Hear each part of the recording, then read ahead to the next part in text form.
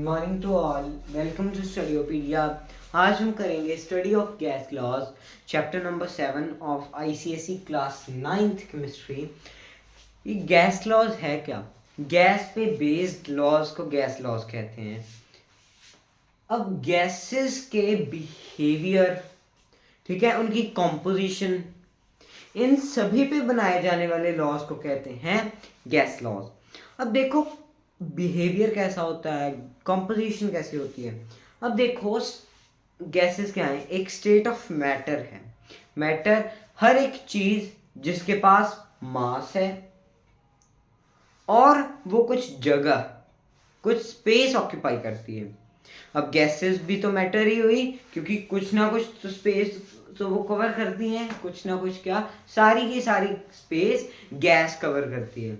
अगर आप कंटेनर में, एक डब्बे में आप सॉलिड चीज रखो, ठीक है ना, so solid will not be able to fill the container completely, ठीक है ना। या फिर आप लिक्विड रखो, अगर आप बिल्कुल टॉप तक भी भरते हो तो ऊपर वाली ढक्कन वाली स्पेस बच जाती है। लेकिन अगर आप गैस को देखो तो जितना मर्जी बड़ा कंटेनर हो, सारा का सारा गैस एक सेकंड में या फिर फ्रैक्शन ऑफ अ सेकंड में भर देगी। क्यों? क्योंकि गैस के पार्टिकल्स जो हैं वो फ्रीली मूव कर सकते हैं। तो अगर एक डब्बे में फ्रीली मूव कर सकते हैं तो वो कहीं भी पहुंच सकते हैं। एक ऐसे कोने में जहां तक लिक्विड के जो पार्टिकल्स हैं वहां नहीं पहुंच सकते, वहां पे गैस चली जाएगी। ओके, सो जो गैस है वो सारा का सारा कंटेनर फुल कर लेती है। सो कॉम्पोजिशन क्या हो इसकी? होती तो ये भी पार्टिकल्स की बनी हुई हैं, लेकिन इसमें जो पार्टिकल के बीच वाली स्पेसेस हैं, अगर एक पार्टिकल गैस का है तो दूसरा इतना भी हो सकता है और वो आगे भी जा सकता है। मान लो ये कल को चाइना पहुंच गया और ये पहुंच गया जापान, ठीक है ना। सो गैस के जो पार्टिकल्स हैं वो ऐसे हैं, देखो एक आ रहा है पार्टिकल ये और दूसरा ये, है ना। बिल्कुल आप कहो कि लिक्विड के मामले में बिल्कुल ही आप नेग्लिजिबल फोर्स कहो, इनकी फोर्स ऑफ अट्रैक्शन इतनी कम है, ठीक है ना। एक आया, दूसरे से हल्का सा ऐसे हुआ, चला गया। हल्का सा ही इन्फ्लुएंस होता है एक दूसरे मॉलिक्यूल्स पे, और इनकी जो स्पेसेस होती हैं वो तो पूछो ही मत, वेरी लार्ज स्पेसेस। ओके, और ये जो वॉल्स हैं, कोई ऐसी चीज जो कि नीचे इधर उधर मींस वॉल्स, और ऊपर सभी जगह पे अगर कोई भी चीज फोर्स लगा सकती है तो वो है गैसेस। वाई? क्योंकि देखो एक कंटेनर में गैसेस के जो पार्टिकल्स हैं वो फ्री मूव कर सकते हैं। तो एक यहाँ पे जाएगा, एक यहाँ पे जाएगा, एक यहाँ पे, एक यहाँ पे, और एक मान यहाँ पे आ गया, है ना। तो वॉल्स पे तो प्रेशर लग ही रहा है, वॉल्स पे, कंटेनर की वॉल्स पे प्रेशर लग रहा है, लग रहा है ना। लेकिन अगर हम देखें कि जो गैसेस है वो फ्लोर पे भी प्रेशर लगा रही हैं, वॉल्स पे तो लगा ही रही हैं क्योंकि साइड में तो लगाएंगी, और ऊपर भी लगाएंगी। सॉलिड सिर्फ और सिर्फ सतह पे लगाता है, वो साइड को प्रेशर नहीं एग्जर्ट करता। सॉलिड हमेशा सिर्फ और सिर्फ सरफेस पे प्रेशर लगाएगा। Liquid walls as well as surface दोनों पे प्रेशर लगाएगा, और गैस ओवरऑल कंटेनर में प्रेशर एग्जर्ट करेगा, ठीक है। अब इस चैप्टर में हम सारा का सारा लॉज पढ़ेंगे। दो लॉज हैं और दोनों लॉज को मिक्स करके हमने गैस लॉज की इक्वेशन बनाई है, जिसे हम gas equation, ideal gas equation भी कह देते हैं। अब देखो कॉम्पोजिशन ऑफ गैसेस, गैसेस जो है वो मॉलिक्यूल से बनी है। उसके बाद gases do not have a fixed volume, gases का फिक्स्ड वॉल्यूम नहीं होता। नॉट फिक्स्ड शेप, शेप भी नहीं होता, जिस कंटेनर में डालोगे वैसी ही गैस हो जाएगी। अब देखो गैस का कलर होता है, yes, colourful gases also exist like chlorine, है ना, क्लोरीन ग्रीन कलर की गैस होती है ना, ऐसे ही NO2 reddish brown colour gas and so on. कुछ हैं एक दो और जो कि कलर्ड गैसेस हैं, ठीक है ना। सो जो गैसेस हैं इस चैप्टर में जो भी पढ़ेंगे वो ड्राई गैसेस पे अप्लाई होता है। एक तो है कि नॉर्मल हवा है, उसमें मॉइस्चर भी है, वाटर वेपर भी है ना। तो वाटर वेपर जो है वो गैस से बाहर है क्योंकि वो वाटर के मॉलिक्यूल्स हैं गैस के साथ चिपके हुए। So it will not make ideal gas equation. Exact अगर हमने नापना है कि लाइक एग्जैक्ट इस अमाउंट में, इस कंटेनर में मान लो एक इमेजिनरी कंटेनर है, तो इसमें एग्जैक्ट अमाउंट ऑफ गैस तभी निकलेगी जब तक उस गैस में एक भी वाटर ड्रॉपलेट ना हो। ओके, अब देखो गैसेस जो है वो मैंने कह दिया कि सब तरफ प्रेशर एग्जर्ट करेंगी। उसके बाद जो गैसेस हैं वो हाईली कंप्रेसिबल हैं। आप गैसेस पे इतना ज़्यादा फोर्स भी लगा सकते हो कि वो लिक्विड में चेंज हो जाए, लेकिन जब तक वो गैस है वो कंप्रेस होती ही रहेगी अनटिल एंड अनलेस वो लिक्विड में चेंज हो जाए। Gases are highly compressible. उसके बाद है एक्सपेंडेबल। अब गैस की एक्सपेंशन आप बहुत ज़्यादा कर सकते हो। आपने क्या किया, एक एक्सपेरिमेंट किया, आपकी बुक में नहीं है, ये 6th-7th क्लास का एक्सपेरिमेंट है। आपने एक बॉटल रखनी है, खाली बॉटल, जिसमें ऑफ कोर्स हवा होगी क्योंकि वो खाली है। उसके ऊपर एक डिफ्लेटेड बलून लगाना है, ठीक है ना। अब इस बलून में हवा हल्की सी है या फिर नहीं, यहाँ पे आपने वो बॉइलिंग वाटर रख दिया, या तो फिर ऐसे करो, वाटर रख के हीट करो। ये एरोज मैं बना रहा हूँ हीट के लिए, बॉइलिंग वाटर रखा। अब जो गैस है वो इतना एक्सपैंड कर जाएगी कि जो बलून है ऊपर वाला वो फूलना शुरू हो जाएगा। बहुत ज्यादा नहीं फूलेगा लेकिन काफी हद तक वो एक्सपैंड कर जाएगा। मीन जो गैसेस हैं उन्हें किसी भी हद तक एक्सपैंड किया जा सकता है। अगर पेपर में भी आए तो ये आप लिख सकते हो, वैसे तो ये है नहीं आपकी बुक में सॉरी। अब है gases have low density. Gases की लो डेंसिटी होती है। अब एक तरफ मैंने सॉलिड लिया, एक तरफ लिक्विड लिया और एक तरफ मैंने एक गैस ली।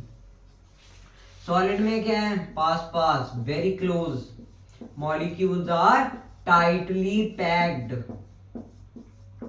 मॉलिक्यूल ही होंगे क्योंकि एटम से जुड़कर बनते हैं मॉलिक्यूल्स, और मॉलिक्यूल्स टाइटली पैक्ड होते हैं, बहुत ही tight.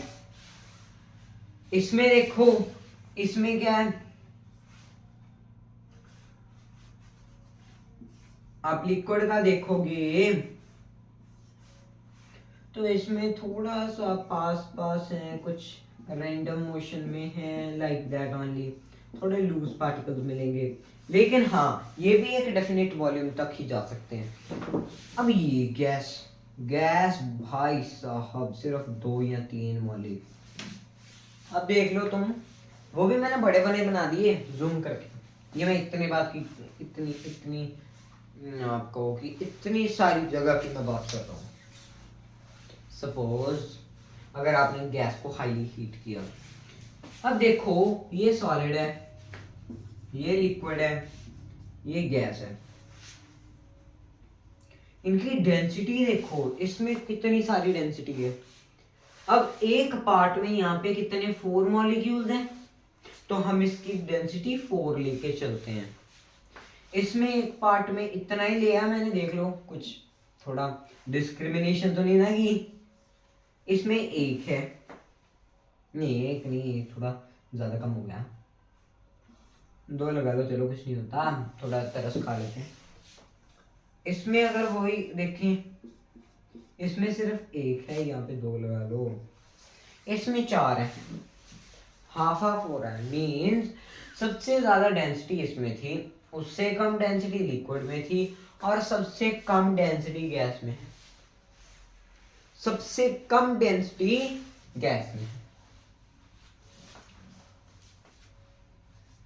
Solid, liquid and gas, ठीक है। वैसे तो प्लाज्मा भी होते हैं। ओके, अब गैसेस जो हैं वो डिफ्यूज कर जाती हैं।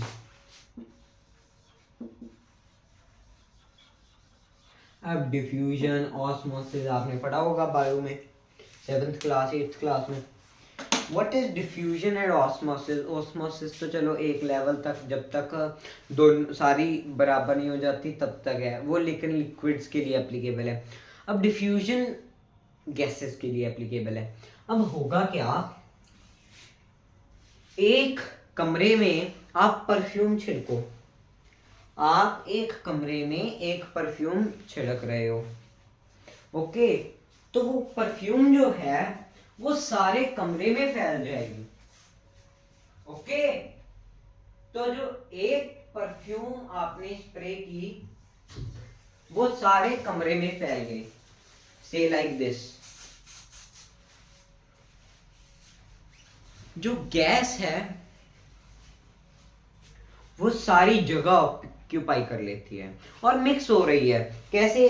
अब इस कमरे में परफ्यूम के पहले सिर्फ क्या था, ओनली एंड ओनली, आप ऑक्सीजन कहो नाइट्रोजन कहो, सिर्फ और सिर्फ हम ऑक्सीजन लेके चलते हैं।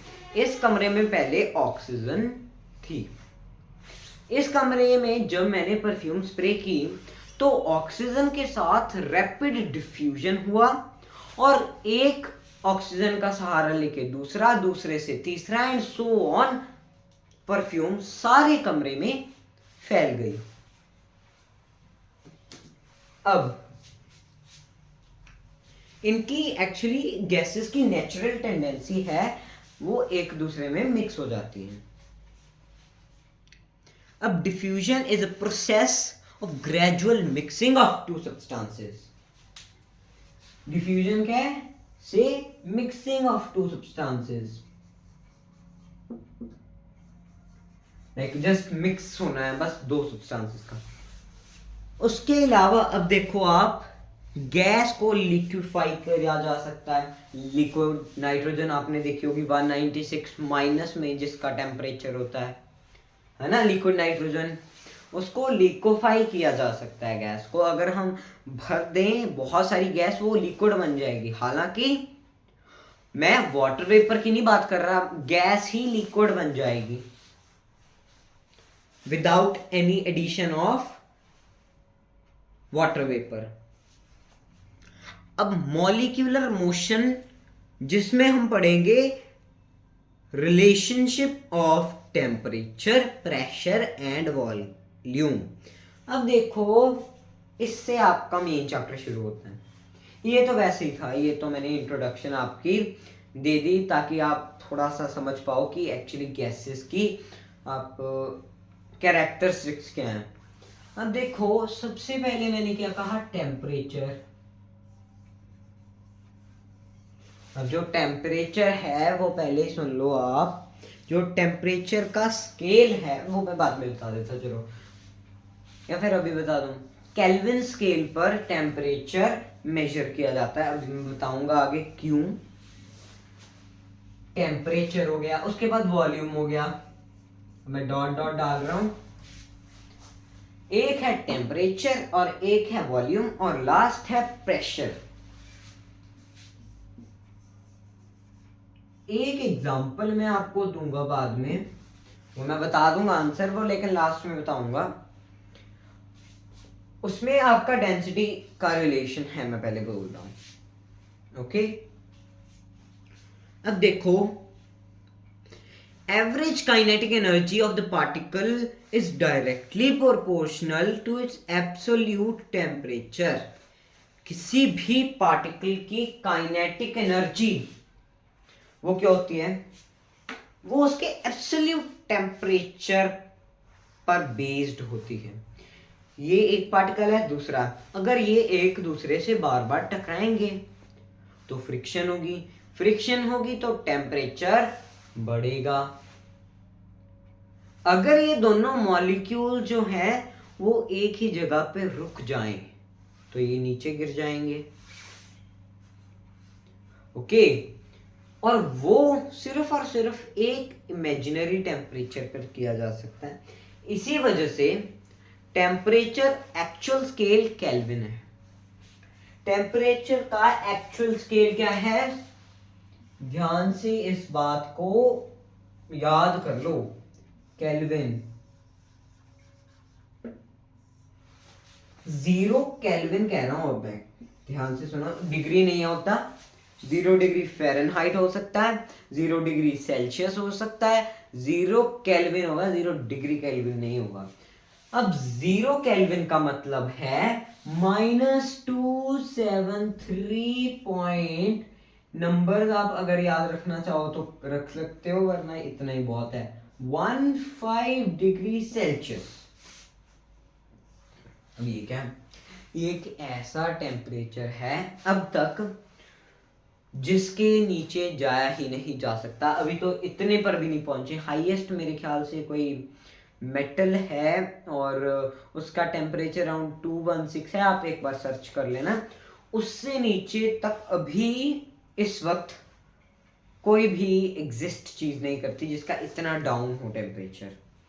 -273। अब देखो लिक्विड नाइट्रोजन जो कि हाथ पर, अगर मान लो, वैसे तो हाथ पर गिरेगी तो वो बह जाएगी, अगर आप सिर्फ और सिर्फ 1 सेकंड के लिए भी अगर आप नाइट्रोजन को अपने हाथ में रखते हो, लिक्विड नाइट्रोजन को, तो वो आपके बहुत ही इंटेंस कोल्ड बर्न कर देगी, जिससे आपका हाथ भी काटना पड़ सकता है। या फिर आप कहो कि अगर आपने बाल्टी में हाथ डाल दिया, करना मत कभी भी, लिक्विड नाइट्रोजन की बाल्टी में हाथ डाल दिया, वाह। अब देखो मैंने क्या कहा था, जैसे जैसे टेम्परेचर बढ़ेगा मॉलिक्यूल मोशन बढ़ेगा, क्योंकि मॉलिक्यूल, मैंने कहा ना, मॉलिक्यूल मोशन से ही तो टेम्परेचर राइज करता है। अगर मॉलिक्यूल मोशन 0 कर दिया हमने तो टेम्परेचर भी बहुत कम हो जाएगा, 0 नहीं होगा, हाँ 0 हो जाएगा। 0 किसमें, केल्विन में। टेम्परेचर डिग्री सेल्सियस में हम मोस्टली नापते हैं, लेकिन हम जो लोग हैं वो मोस्टली टेम्परेचर, लाइक आम घरों में टेम्परेचर या तो फ़ारेनहाइट में नापा जाता है, वो भी तब जब आपने कहना हो 100 डिग्री फ़ारेनहाइट इसको बुखार है, 101 बुखार है, वो फ़ारेनहाइट में होता है, क्योंकि 100 डिग्री सेल्सियस आपको बुखार हो ही नहीं सकता, ठीक है ना। 100 डिग्री सेल्सियस आप कहो कि मीन्स आप बॉइलिंग वाटर में अब जा रहे हो, it is not possible. So 100 degree Fahrenheit में जो बुखार है वो आप कह सकते हो कि 100 डिग्री फ़ारेनहाइट है। ऐसे ही आप क्या कहोगे कि 50 डिग्री सेल्सियस बुखार है, 50 degree Celsius, half amount of temperature. लेकिन अगर आप कहो 50 केल्विन तो वो माइनस में चला जाएगा। होता क्या है, जो केल्विन है वो उसका 0 शुरू ही होता है नेगेटिव से, नेगेटिव डिग्री सेल्सियस से, ठीक है ना। वैसे तो अगर हम 1 डिग्री केल्विन 1 केल्विन बढ़ाएं तो 1 ही डिग्री सेल्सियस बढ़ेगा, ठीक है ना। अगर मैं 0 से 1 करूं तो वो 272 चला जाएगा, कम हो गया। ओके, अब देखो नेक्स्ट चीज, आपको अब पता चल गया ना कि केल्विन जो है वो टेम्परेचर का मेन स्केल है, मेन टेम्परेचर उस पर नापा जाता है। ये थियोरेटिकल कंसेप्ट है, वैसे तो आप सभी को पता है, और इसे हम कहते हैं एब्सोल्यूट 0, जहां पे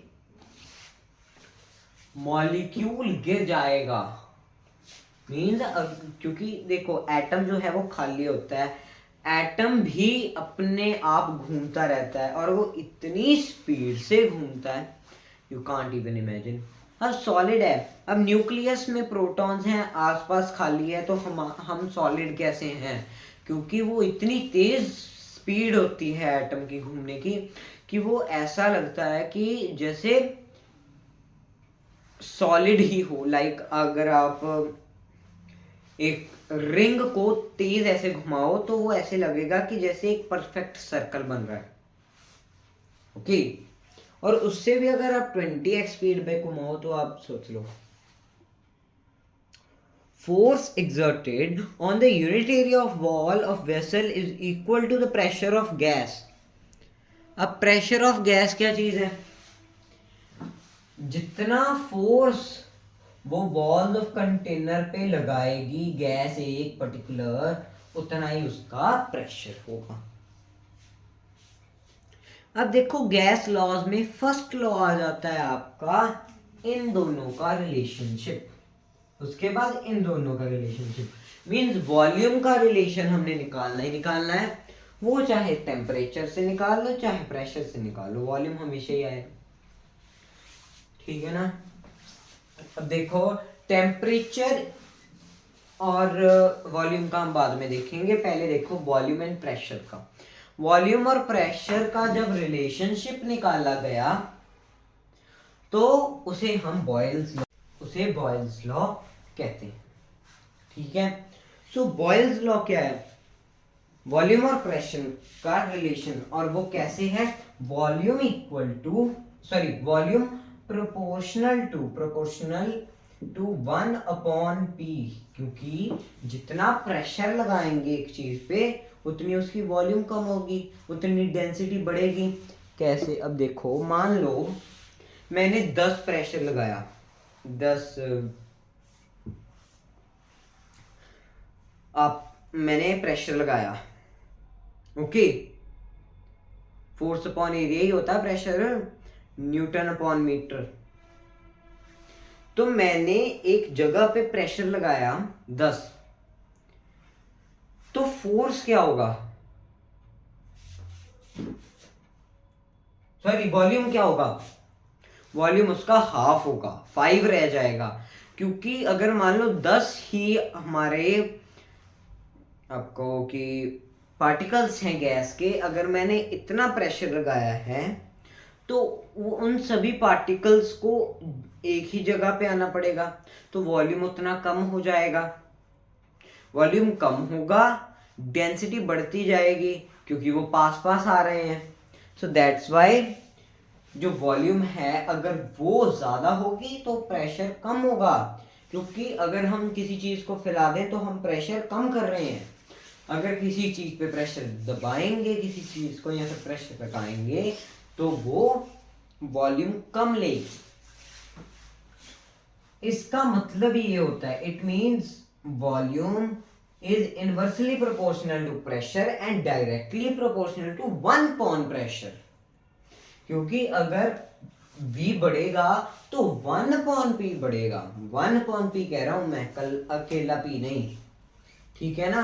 अब अगर मैं आपको कहूं कि यही बॉयल्स लॉ है, यस, प्रेशर और वॉल्यूम जब हम लेके चलते हैं तो अगर मैं इक्वल टू डालूं यहां पे, वॉल्यूम इक्वल टू 1/p, तो यहां पे मुझे एक K कांस्टेंट लगाना पड़ेगा। एक K कांस्टेंट होगा और प्रेशर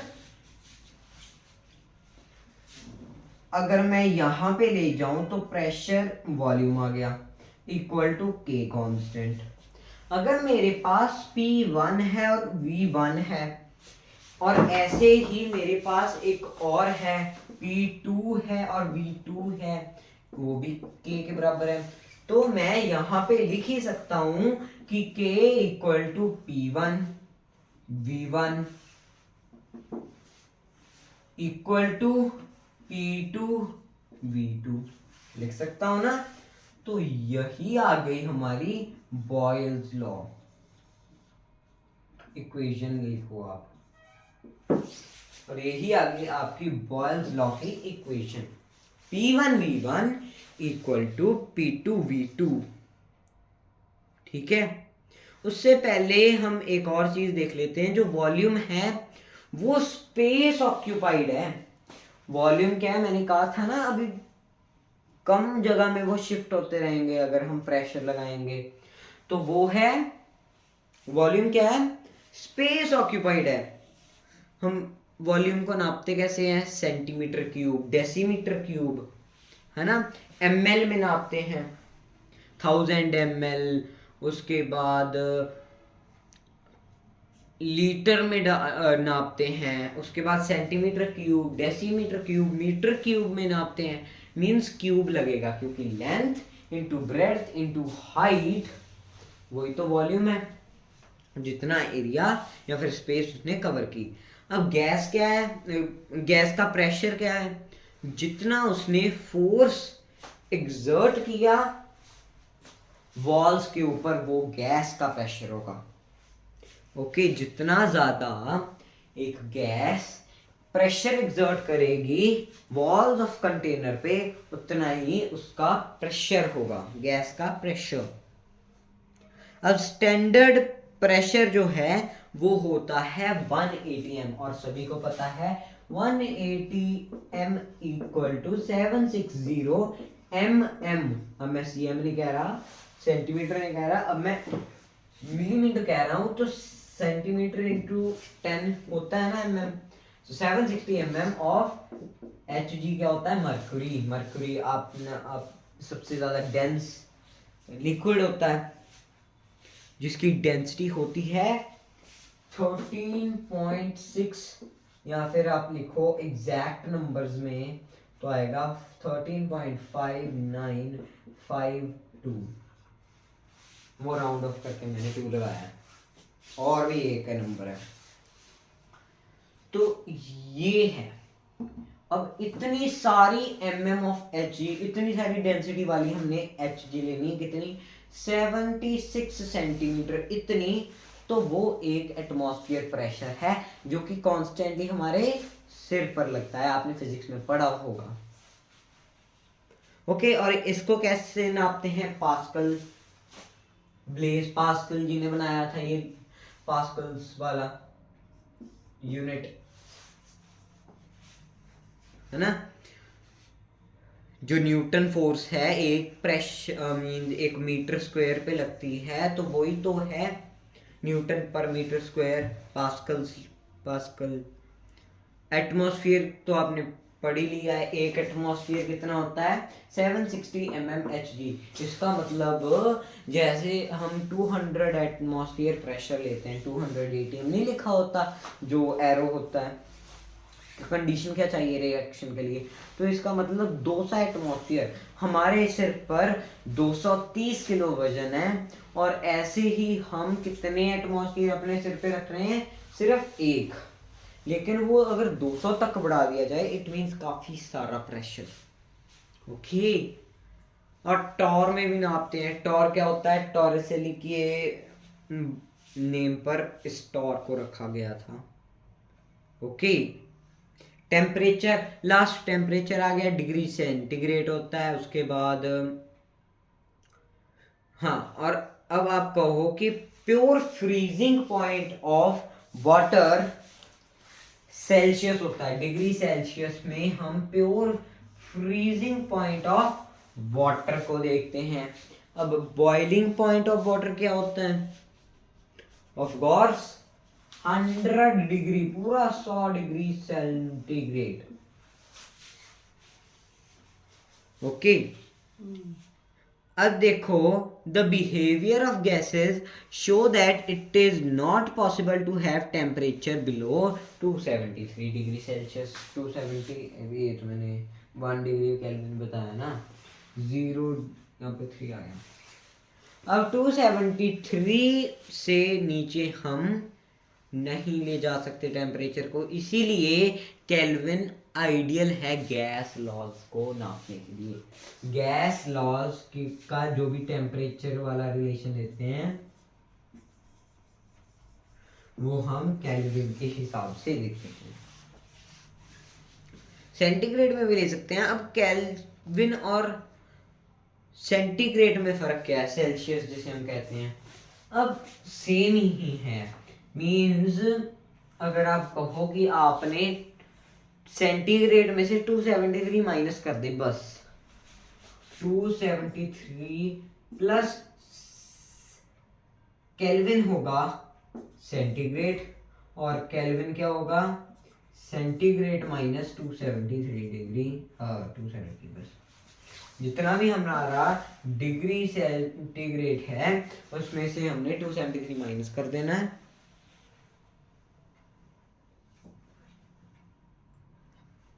सॉरी, प्लस कर देना है, मैंने उल्टा लिख दिया।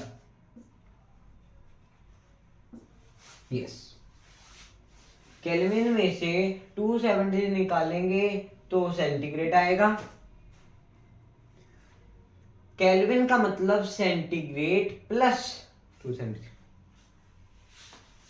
ओके, लाइक अगर मैं 41 केल्विन लूं, हाँ, और जैसे आप मान लो 273 के बाद 274 डिग्री केल्विन कर देते हो तो वो क्या होगा, 1 डिग्री सेल्सियस। 275 केल्विन करते हो 2 डिग्री सेल्सियस। एक एक से ही बढ़ रहे हैं दोनों में 100 डिविजन्स ही हैं। मीन सेम है लेकिन वो शुरू वहां से करते हैं। 41 डिग्री सेल्सियस को केल्विन में कैसे करना है, सेल्सियस को केल्विन में करना है, प्लस 273 करेंगे, कितना आ गया ये 4134, और ये आ गया इतना केल्विन आ गया, है ना। और आपको अगर दिया हो 350 केल्विन तो उसे सेल्सियस में कैसे करोगे, तो 350 माइनस 273 कर दो, ठीक है ना, इजी।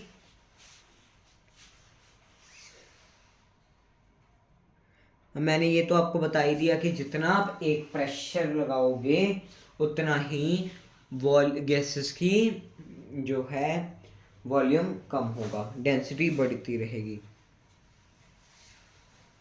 अब देखो कंक्लूजन क्या है इसका, अगर इंक्रीज करते हैं प्रेशर बढ़ाते हैं तो वॉल्यूम कम होगा, अगर प्रेशर कम करते हैं तो वॉल्यूम ज्यादा होगा। ये तो मैं बता रहा था। अब बॉयल्स लॉ क्या कहता है, वही वॉल्यूम जो है वो ड्राई गैस के इनवर्सली प्रोपोर्शनल है, जो प्रेशर है उसके इनवर्सली प्रोपोर्शनल है।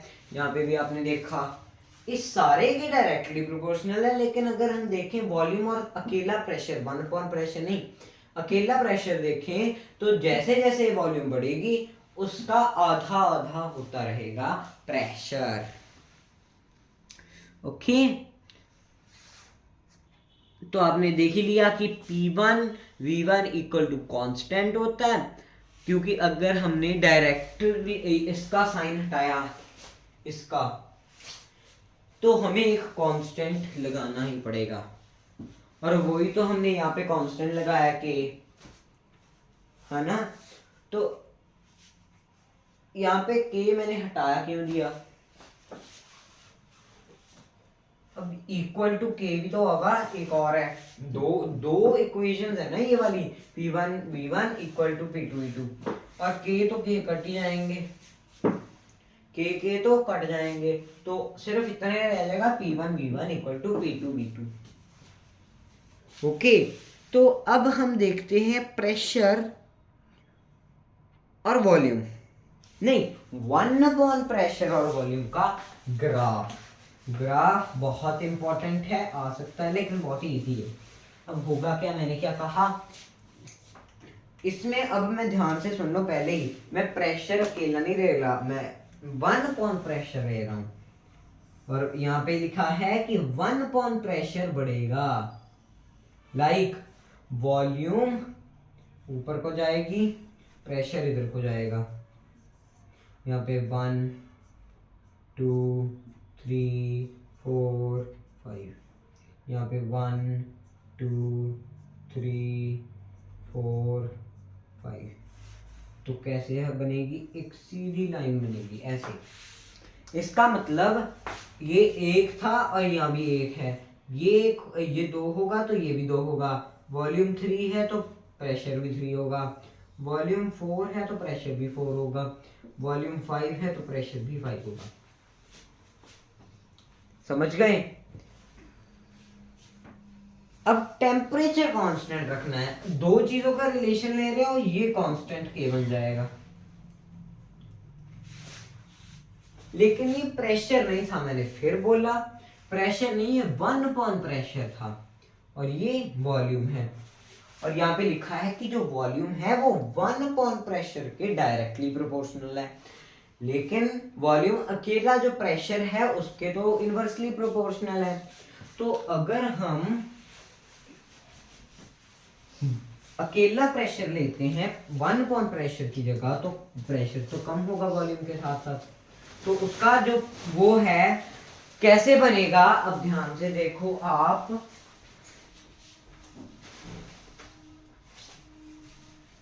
अब देखो वॉल्यूम और ये प्रेशर, यहाँ पे 1, यहाँ पे 1, यहाँ पे 2, यहाँ पे 2, यहाँ पे 3, यहाँ पे 3, यहाँ पे 4, यहाँ पे 4, है ना, लाइक दैट। ओके, तो अब जब प्रेशर अकेला यहाँ पे प्रेशर है, जब प्रेशर 1 था तो वॉल्यूम 4 थी।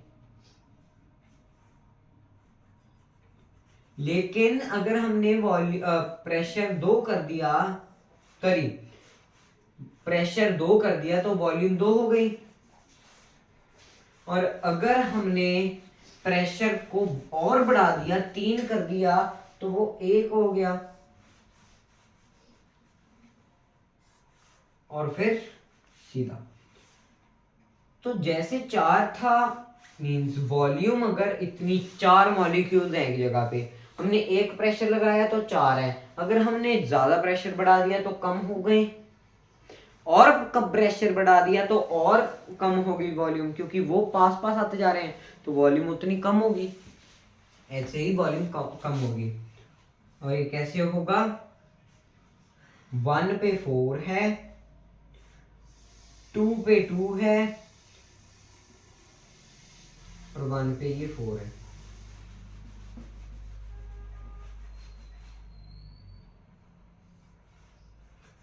Like this. कि तो ऐसा एक हाइपरबॉलिक कर्व बनेगा, इसे कहते हैं हाइपरबॉलिक कर्व भी है ये।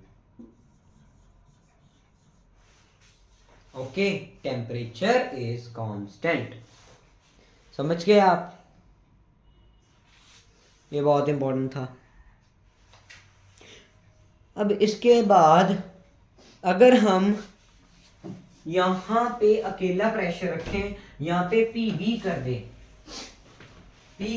दें, तो एक सीधी लाइन बनेगी।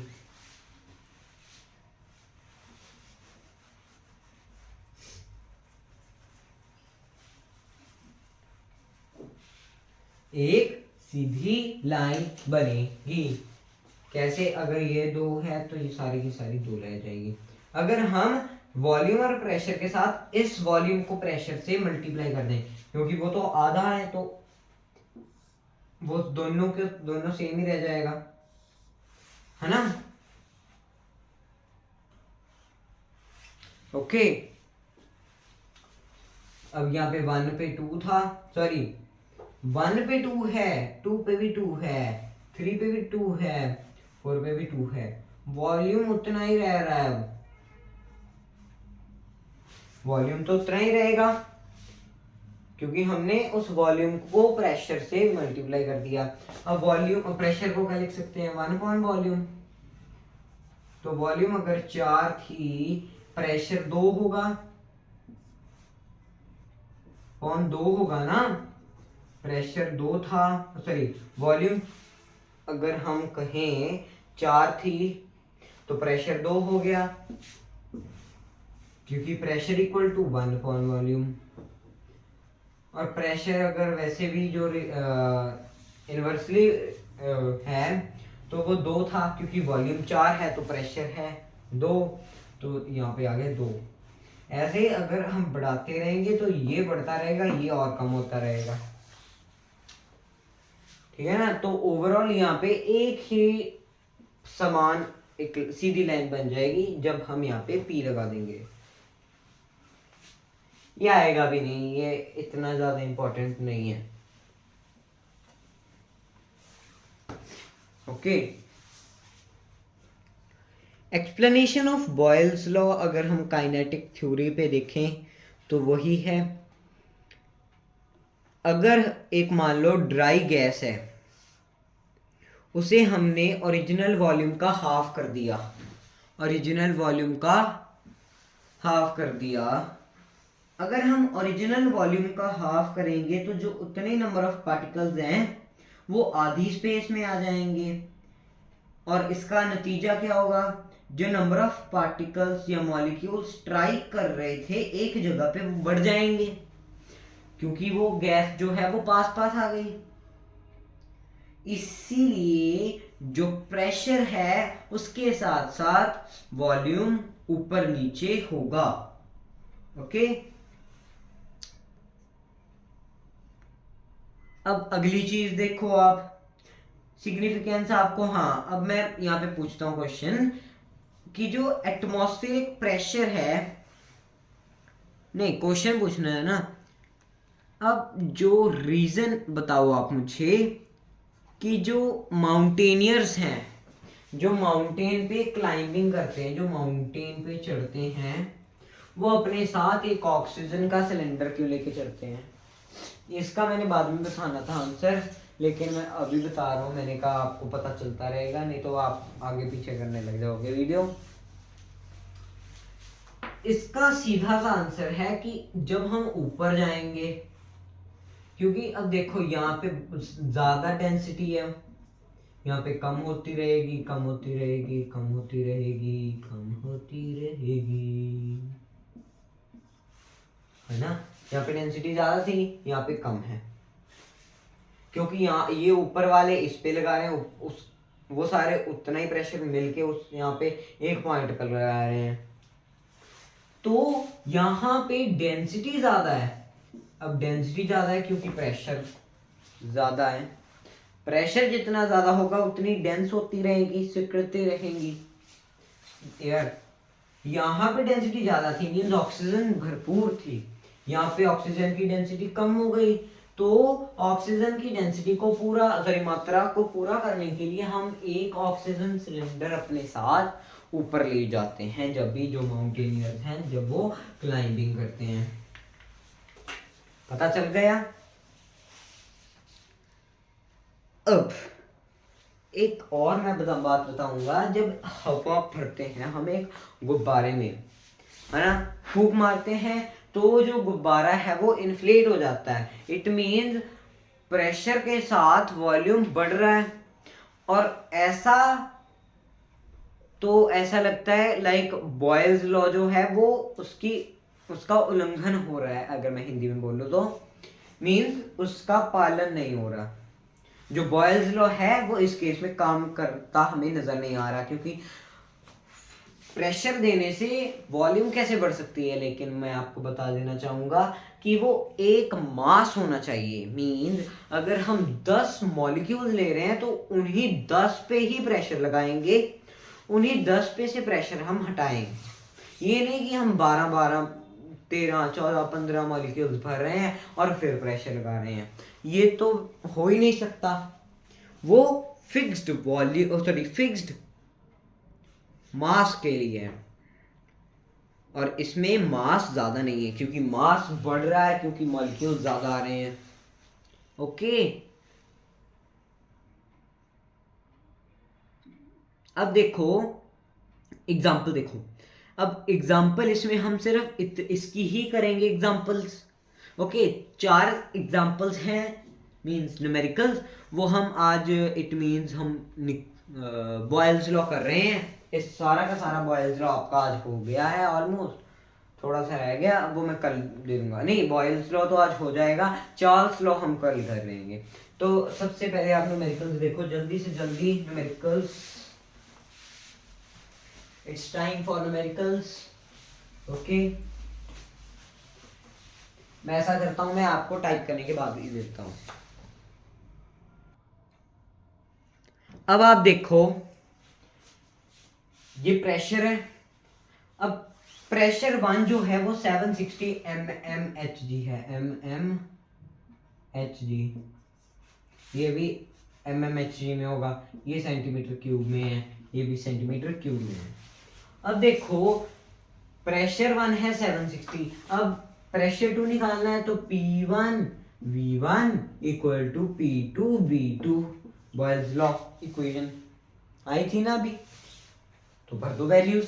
अब देखो P1 है 760 into 800 equal to P2 V2 की वैल्यू दी है 380।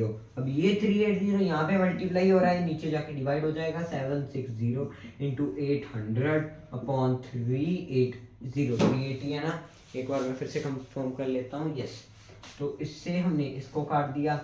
अब 38 1 जा 38, नहीं तो ऐसा करता हूँ मैं, इसका यहाँ पे रहने देता हूँ, ये काट दिया।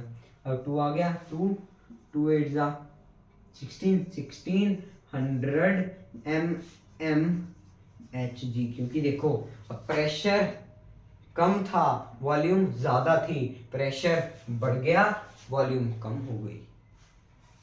ठीक है, अब देखो सेकंड न्यूमेरिकल, वो भी मैं ऐसे इरेज करने के बाद ही मिलूंगा आपको।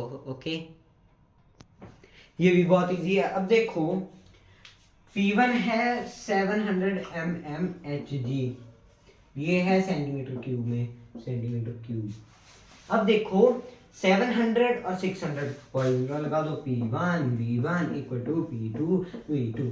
अब P1 है 700 into 600 equal to P2 into 480 कर दिया, यहाँ पे मल्टीप्लाई, नीचे जाके डिवाइड, 700 इंटू 600 अपॉन 480, कट।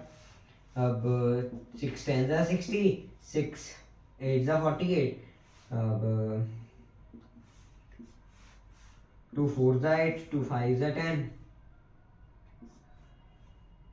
2 2 जा 4, आ गया 350, 2 1 जा 2, 1 2 5 125 इंटू 5 आ गया 1175। 1175 क्या है ये, सॉरी 875, 11 क्यों लिखा, 875 mmHg आपका पीट, यही निकालना था, इसमें भी सेम ही है। अब एक बार देख लो, तो फिर से मैं अगला टाइप करने के बाद ही मिलता हूँ। इसमें मैंने नहीं लिखा, एक्चुअली मैं ना बार बार टाइप बोल रहा था, वो ये सेकंड लास्ट है। अब देखो इसमें मैंने क्यों नहीं लिखा, एक बात ध्यान से नोटिस करना, इसमें एक डब्बा है, दूसरा डब्बा है, इन दोनों डब्बों से एक हमने पाइप, हाँ इसके और भी 3-4 हैं, वो हम अगली वीडियो में कर लेंगे, लेकिन इसमें हम थोड़ा सा ये वाले न्यूमेरिकल्स देख लें। अब इसमें 4 decimetre square, sorry cube volume इसकी, और इसकी 1 डेसीमीटर क्यूब वॉल्यूम। अब प्रेशर एक में है कितना, गेस करो, 560, ओके 560 एक में है, और दूसरे में है पता नहीं क्या, 2 सेकंड, दूसरे में है, हाँ 560, मैंने वही बोला, मैंने तो जब पहले गया था तब 100 था, 1000 mmHg है। अब यहाँ पे दोनों में एक ही गैस है, CO2। अब बात बहुत ध्यान से सुनना, इसकी जो है वॉल्यूम, इसकी वॉल्यूम, और ये सारा का सारा प्रेशर है ना। तो अब जब ये है, अब ये सारी की सारी कार्बन डाइऑक्साइड जब यहां पहुंचेगी, उन्होंने पूछा है कि कितना प्रेशर यहां पे जनरेट होगा। तो इजी है। अब देखो प्रेशर 1, अब फर्स्ट सिलेंडर, यहाँ पे फर्स्ट सिलेंडर, ये एक सिलेंडर के लिए और ये सेकंड सिलेंडर, क्योंकि उसके बाद हमने ये वाला भी तो देखना है, सेकंड सिलेंडर, CYLI।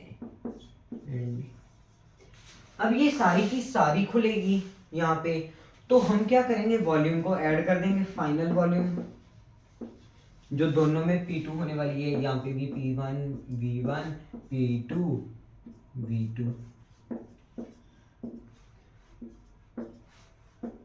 अब P2 आपने निकालना है, वॉल्यूम 2 क्या होगी, फाइनल वॉल्यूम कितनी होगी, 4 + 1, क्योंकि यहाँ पे तो वो दोनों में वो एक ही वॉल्यूम है ना, 5 डेसीमीटर क्यूब।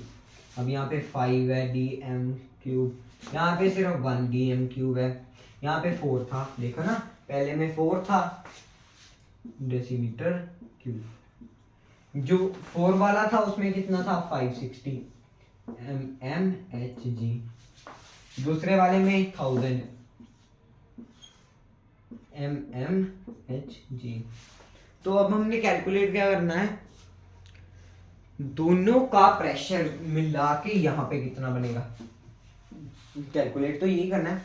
तो इसमें सॉरी मार्कर गिर गया, ये नहीं पता, इसमें ये नहीं पता, ये तो पता ही है आपको, दोनों में सेम वॉल्यूम ही है, क्योंकि वॉल्यूम 2 तो वही है। अब देखो, अब जल्दी से मल्टीप्लाई कर दो, 560 इंटू ये P1 इंटू V1 कितना है, 4 equal to P2 into 5 V2। अब ये फर्स्ट सिलेंडर के लिए था, यहाँ पे लिख देते हैं सेकंड के लिए, 1000 इंटू V1 कितना है, 1 ही है, इक्वल टू P2 P2 हाँ इंटू V2 कितना है, 5 है ना। तो ये यहाँ पे चला गया 1000/5, कितना आ गया, 200 आ गया, इक्वल टू P2। और यहाँ पे 560/4, 560 इंटू 4/5 आ गया, इक्वल टू P2। ये 1 आ गया, ये 12 आ गया, 560, तो ये 1 आ गया 5, और 60 का किया तो 12 आ गया सीधा, है ना। 112 का डबल किया, सॉरी 4x किया, तो कितना बना है, 448। अब 448 प्लस 200, क्योंकि इसने लगाया सारे पे 208 प्रेशर, इसने लगाया 448 सॉरी इसने 448 लगाया, इसने 200 प्रेशर लगाया, तो ये दोनों प्रेशर प्लस होके यहाँ पे प्रेशर आएगा। तो 448 प्लस 200 आ गया 648 mmHg फाइनल प्रेशर यहाँ पे लगेगा। ठीक है ना, ये थोड़ा लेंथी सवाल था, यस। अब इसके बाद लास्ट ही न्यूमेरिकल बचता है, वो मैं अभी कर देता हूँ, फिर हम नेक्स्ट वीडियो में बाकी का करेंगे। ओके, सो लास्ट न्यूमेरिकल देखो, जल्दी से देख लो, फिर मैं आपको कल नई वीडियो डालूंगा। नहीं, मेरे ख्याल से मैंने पिछली वीडियो में कहा था कि मैंने कंप्यूटर का डालना है कुछ, यस, कंप्यूटर का चैप्टर इनकम्प्लीट था, वो आपका कंप्लीट करना है, तो इसके बाद मैं वो भी बनाऊंगा फिर। अब देखो, वॉल्यूम जो है, पहला मार्बल है, नहीं तो ऐसे भी मैं पॉज ही करूँ, नहीं छोड़ो। Volume of given mass of a gas with some pieces of marble in a container 750 mmHg, pressure is 100 ml। अब देखो, एक कंटेनर में थोड़े से कंचे भरे हुए हैं नीचे, और उसकी सारे की वॉल्यूम कितनी है, 100 ml, सारा है 100 ml का। ओके,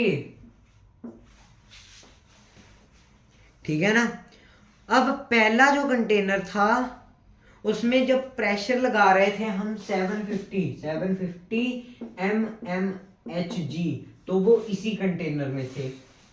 अब जब हमने प्रेशर जो है वो बढ़ा दिया, 1000 कर दिया, 1000 mHg कर दिया, तो वही सारा सामान अब कितना है 80 ml, कितना हो गया 80 ml। अब न्यू वॉल्यूम है, new volume 80 ml, new volume like this.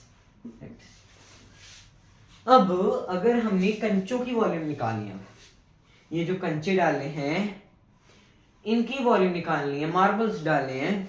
अब देखो 100 माइनस मार्बल की, और उतनी मार्बल है उसमें भी, तो 80 माइनस मार्बल कर दिया। यस, दिमाग बहुत है।